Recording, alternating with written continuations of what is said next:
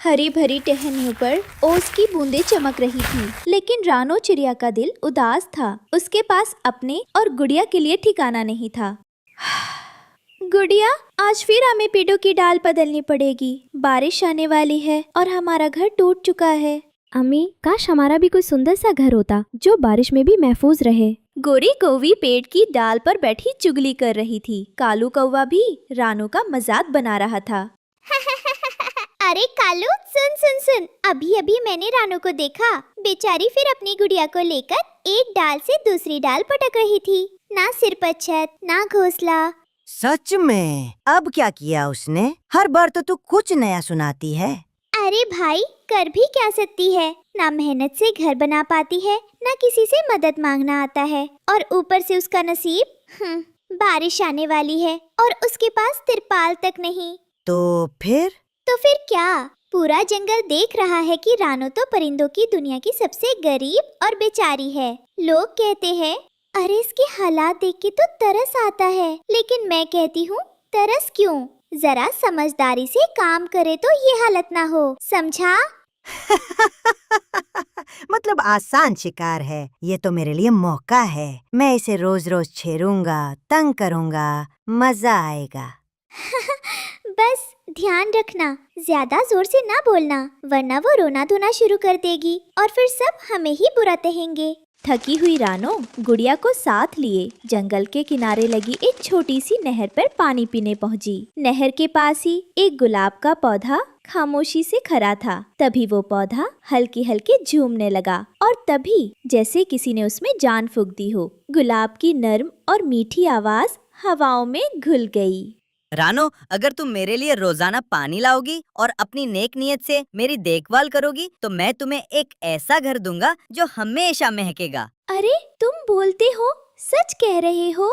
हाँ, मगर शर्त याद रखना, इस घर को किसी बुरे दिल वाले को मत दिखाना। दिन गुजरते गए। रानो हर सुबह गुलाब को पानी देती, उसकी मिट्टी बदलती। उसकी मेहनत और सब्र ने गुलाब को और भी चमका दिया। अम्मी, गुलाब की खुशबू तो पूरे जंगल में फैल रही है। हाँ बेटी, ये खुशबू हमारी मेहनत की इनाम है। एक सुबह जब सूरज की किरण गुलाब की पंखुड़ियों पर पड़ी तो उनमें से एक सुनहरी रोशनी निकली और देखते ही देखते रानो के सामने खड़ा था एक छोटा सा लाल घर जो गुलाब की महक से महक रहा था। रानो, ये तुम्हारा घर है। ये बारिश में भीगता नहीं, धूप में जलता नहीं और इसमें हमेशा अमन रहेगा। शुक्रिया, ये तो मेरी जिंदगी का सबसे बड़ा तोहफा है। लेकिन खुशियों की खुशबू दूर तक जाती है और कभी कभी वो बुरे दिल वालों के कानों तक भी पहुंच जाती है। रानो के गुलाब के घर की महक जंगल की हवा के साथ फैलते फैलते गोरी कौवी और हरियाली तोती के कानों में भी जा पहुंची।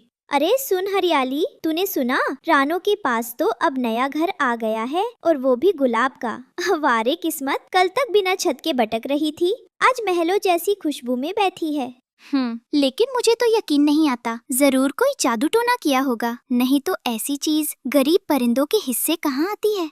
और देखना, ये बात जैसे ही कालू के कान में जाएगी ना, बस वो इसे चैन से जीने नहीं देगा। पास ही एक ऊंची डाल पर कालू कौवा उनकी बातें सुन रहा था।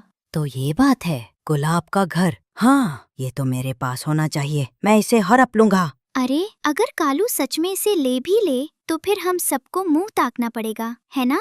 हाँ, और सोच, अगर कालू यहाँ रहने लगे तो रोज का तमाशा देखने मिलेगा। गोरी और हरियाली की चुगली कालू के दिल के लालच में तेल डालने का काम कर रही थी और वो गुलाब के घर की तरफ उड़ चला। उसकी आंखों में सिर्फ एक ख्वाब था, इस जादुई घर को अपना बनाने का।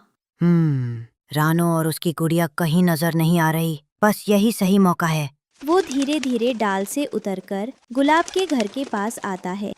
वाह, ये खुशबू! अगर मैं यहाँ रहूंगा तो पूरा जंगल मुझसे जल जाएगा। वो पंख फैलाकर घर के दरवाजे को छूता है और उसी पल गुलाब की बेलें जैसे जिंदा हो जाती हैं। तेज नुकीले कांटे उसकी हाथों में चुभ जाते हैं। आह, ये क्या जादू है?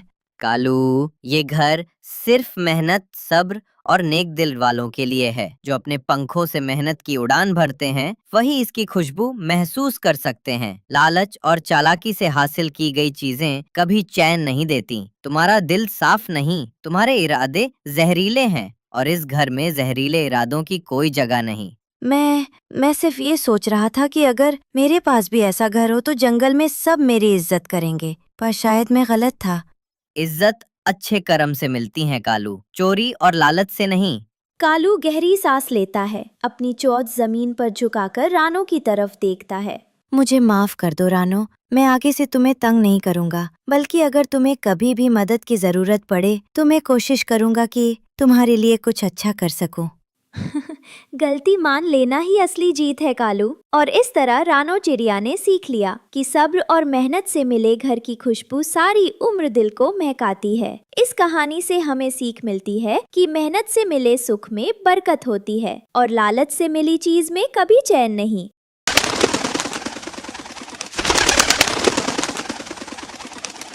रामपुर जंगल के एक सुनसान कोने में एक सूखी टहनी पर एक छोटी सी बेबस सी चिड़िया बैठी थी, टुनटुनी। उसके पास उसका पति टुन्नू चिड़ा भी था। दोनों के पंख भीगे थे, आंखों में थकावट और दिल में उदासी लिए। टुन्नू, तुमने कभी महसूस किया है ये बारिश सिर्फ पानी नहीं लाती, ये हर बार हमें याद दिलाती है कि हम कितने बेसहारा हैं। हमारे पास कोई छत नहीं, कोई कोना नहीं जहां हम चैन की सांस ले सके। हर बार जब बादल गरजते हैं मेरा दिल कांप उठता है। सोचती हूँ इस बार किस डाल के नीचे सोऊंगी, और क्या इस बार मेरे पंख बच पाएंगे या गल जाएंगे सर्दी में। मैं जानता हूँ टुनटुनी, मैंने कई पेड़ देखे लेकिन हर जगह खतरा ही मिला। तुम दिन भर जंगल में उड़ते हो, थक जाते हो, और जब लौटते हो तो घर नहीं, सिर्फ वो डाली मिलती है जो किसी और का बसेरा थी कभी। क्या ये हमारा भाग्य है टुन्नू? क्या एक छोटी सी उम्मीद भी बहुत बड़ी मांग है? सिर्फ इतना चाहती हूँ कि एक दिन हम भी आंखें बंद करके सो सके, बिना डर के, बिना चिंता के। जब वो उस दुख की बातों में डूबे थे तभी झाड़ियों में सरसराहट हुई। एक बूढ़ा सफेद उल्लू बाबा प्रकट हुआ। उसकी आंखें चमक रही थी, चाल धीमी मगर भरोसेमंद।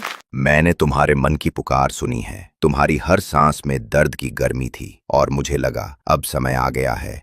बाबा, क्या आपने सच में हमारी बात सुनी? कोई सुन भी सकता है जंगल की सबसे कमजोर चिड़िया की आवाज। हमने तो कभी उम्मीद नहीं की थी कोई आएगा हमारी आवाज सुनने के लिए भी वक्त निकालना। ये तो जैसे कोई चमत्कार लगता है। ये लो चिड़िया बेटा, ये गुलाब साधारण नहीं है। इसे जमीन में लगाओ और सूरज की पहली किरण का इंतजार करो। ये तुम्हारे दुखों का उत्तर है। बाबा, आप नहीं जानते ये गुलाब हमारे लिए क्या है। ये सिर्फ एक फूल नहीं, ये हमारी उम्मीद है, हमारी थकी हुई रातों का जवाब है, हमारे टूटे सपनों का रंग है। मैं इसे ऐसे पकड़ रही हूँ जैसे कोई माँ अपने नवजात को। आप हमारे लिए भगवान से भी बढ़कर है बाबा। अगली सुबह सूरज की पहली किरण उस गुलाब पर पड़ी और फिर गुलाब की पंखुड़ियां फैलने लगी। उसकी जड़ें फैलकर जमीन में समा गईं और कुछ ही पलों में वहां उगाया एक जादुई गुलाब का घर, जिसे देखकर टुनटुनी और उसका पति टुन्नू चिड़ा हैरान थे। हे भगवान, ये क्या हो रहा है टुन्नू? ये घर, ये तो ठीक वैसा ही है जैसा मैं रातों को सोते सोते सोचती थी। गुलाबी पर्दे, फूलों की दीवारें, खिड़कियां जो पंखुड़ियों जैसी मुलायम है। ये सपना है ना? बोलो टुन्नू, ये सच है या नहीं? टुनटुनी, ये तुम्हारे हर आंसू की कीमत है। ये उसी विश्वास का परिणाम है जो तुमने हर अंधेरी रात में रखा। फिर वो दोनों पति पत्नी गुलाब के घर में आते हैं। मैं हर कोना छूना चाहती हूँ इस दीवार को, इस दरवाजे को, इन पंखुड़ियों को, क्योंकि इनमें मेरी भूख के दिन बसे हैं, मेरी ठिठुरती रातें, मेरे टूटे घोंसले। और आज जब ये घर हमारे सामने है तो मैं ये बस कहना चाहती हूँ, शुक्रिया उस ऊपर वाले को जिसने हमारी बात सुनी। टुनटुनी चिड़िया हर दिन उस गुलाब घर को संवारती, नन्हे नन्हे पौधे उगाती, दीवारों को फूलों से सजाती। देखो टुन्नू, ये झूला हमारे भविष्य के बच्चों के लिए है। मैं चाहती हूँ जब वो यहाँ खेले तूने कभी भी वो डर महसूस ना हो जो मैंने किया। मैं चाहती हूँ कि उनका हर दिन गुलाब की महक में बीते और हर रात इस घर की नरम छत के नीचे। और मैं वादा करता हूँ टुनटुनी, जब तक ये पंख हैं, मैं इस घर की हर दीवार को सुरक्षित रखूंगा। जब जंगल के पक्षियों ने टुनटुनी का घर देखा तो वो सब दंग रह गए और टुनटुनी चिड़िया के गुलाब घर की तारीफ करने लगे। अरे वाह टुनटुनी, ये गुलाब का घर तो बहुत ही सुंदर है। इस घर को देखकर तो मेरा भी इसमें रहने का दिल करता है। ये तो किसी चमत्कार से कम नहीं। दोस्तों, ये घर कोई चमत्कार नहीं, ये हमारे टूटे हुए सपनों का परिणाम है। और अगर तुम सब भी दिल से विश्वास रखो तो हर किसी को उसकी छत मिल सकती है। मैं चाहती हूँ ये घर सिर्फ हमारा नहीं, उन सबका हो जो बेघर है। आइए मिलकर इस गुलाब घर को एक प्यार का गुलाब घर बनाएं। एक दिन टुनटुनी और टुन्नू चिड़ा गुलाब घर के आंगन में बैठकर सूरज को ढलता हुआ देख रहे थे।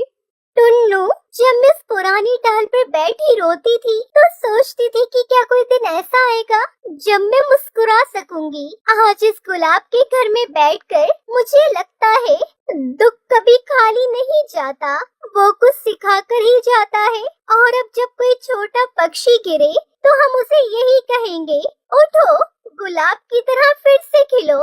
फिर वो दोनों पति पत्नी खुशी खुशी अपने गुलाब के घर में रहने लगते हैं।